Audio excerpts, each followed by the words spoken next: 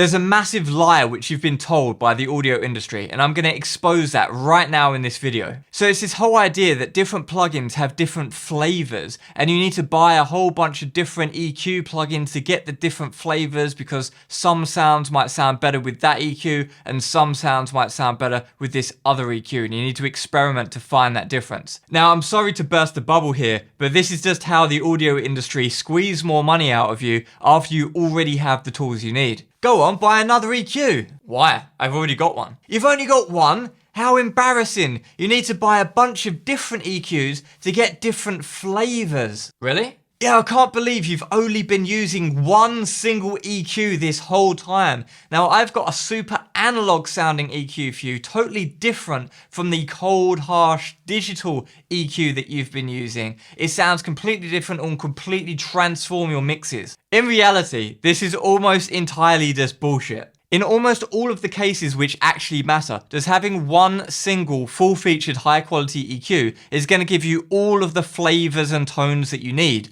The hard truth is that most people just don't know how to use the gear which they already have available to them, and they think that different plugins sound radically different because of two main reasons. The first major factor are those pretty interfaces which plugin developers go to great lengths to make look like old analog gear, and that really fools people into thinking it sounds like old analog gear, because what we perceive with our eyes influences what we hear with our ears. This is a known scientific fact. Without even listening to the plugin, just looking at it, if it looks like a Neve EQ out of an old console, you'll think, wow, that must sound warm and old and vintage and analog. And if it looks all futuristic, you might think that sounds precise and modern.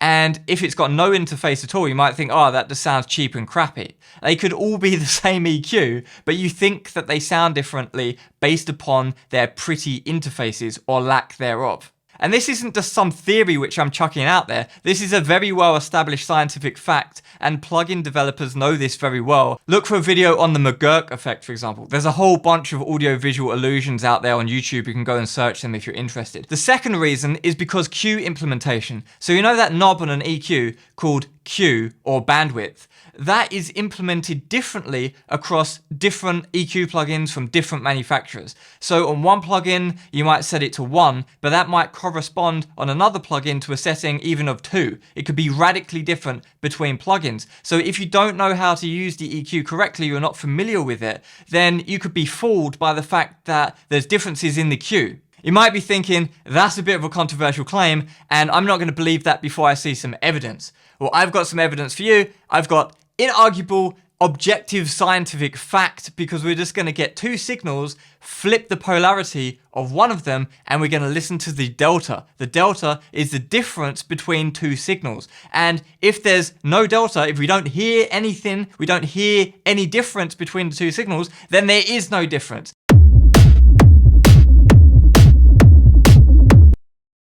So we can take FabFilter Pro Q as our benchmark. Everyone agrees this is a great sounding EQ, and we can compare it to our built-in Reaper plugin, which looks crappy, and you think that there would be a difference in sound, but no, there's not. We can hear from the delta that they're essentially identical once we've matched the Qs. And we can boost it a huge amount and still see that the difference between the two is essentially inaudible.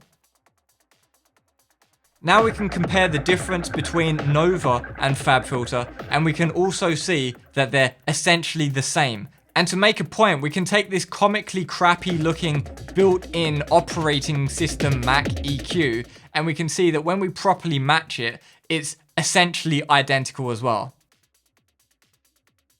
And then we can take this analog modeling Neve looking EQ and compare that too, and as we can see, the differences are inaudible again. They all sound basically exactly the same.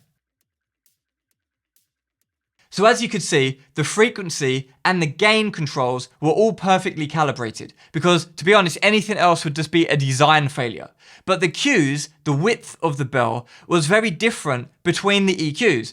But when we matched them, we almost heard nothing in the delta signal. You can't argue with the delta because it's objective scientific fact. Mathematically speaking, if we don't hear anything once we've polarity flipped it and played the two signals together, if we don't hear any difference, there is no difference. That is the cold scientific hard fact. So my advice is, if you don't already have a good quality full featured EQ with dynamic functionality built in, head over to the Tokyo Dawn website and grab the plugin called Nova. It's completely free, and I don't know why it's free because it's so great, but you can pay more and get the Gentleman edition, but you don't even really need that. The free version is just so great, I don't know why it's free.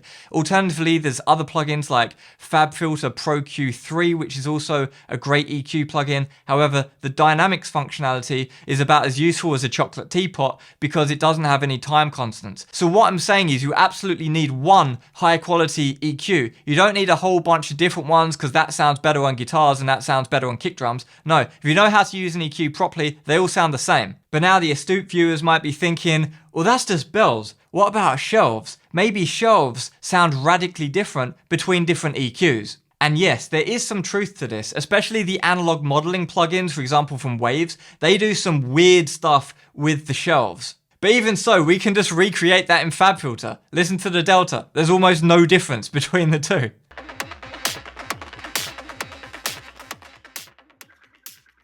But you might say, but it's a different shape, so it's a different flavor. Well, not really, it's just a weird EQ setting which doesn't sound as good as a normal shelf. It's not analog, it's the exact same sounding digital processing, it's just a weird shape. And if you just for some reason just love this bad sounding shelf shape and you want to use that all of the time and you don't want to sit there with 100 EQ points and get it to know exactly, well, obviously you're not going to do that, but you could just do something way simpler like this and you probably can't even tell the difference anyway.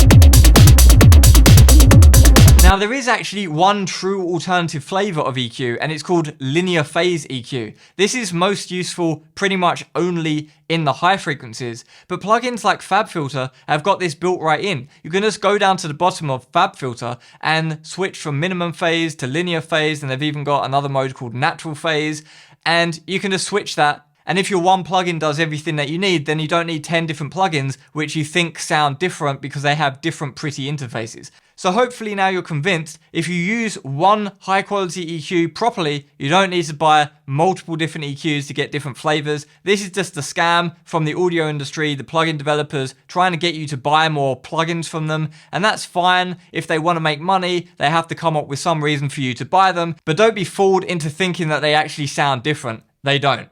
Now in the audiophile and pro audio world, often people don't like talking about delta. Why? Because it's revealing the bullshit behind the magic curtain. People say things like, it doesn't matter that the delta is so low that it's practically inaudible. I can still feel the difference. There is a feeling there which is coming across better in this other one. If people want to say that science is invalidated by their feelings, that's fine. They can argue about that. People argue about all sorts of things on the internet these days. But I just prefer scientific fact myself.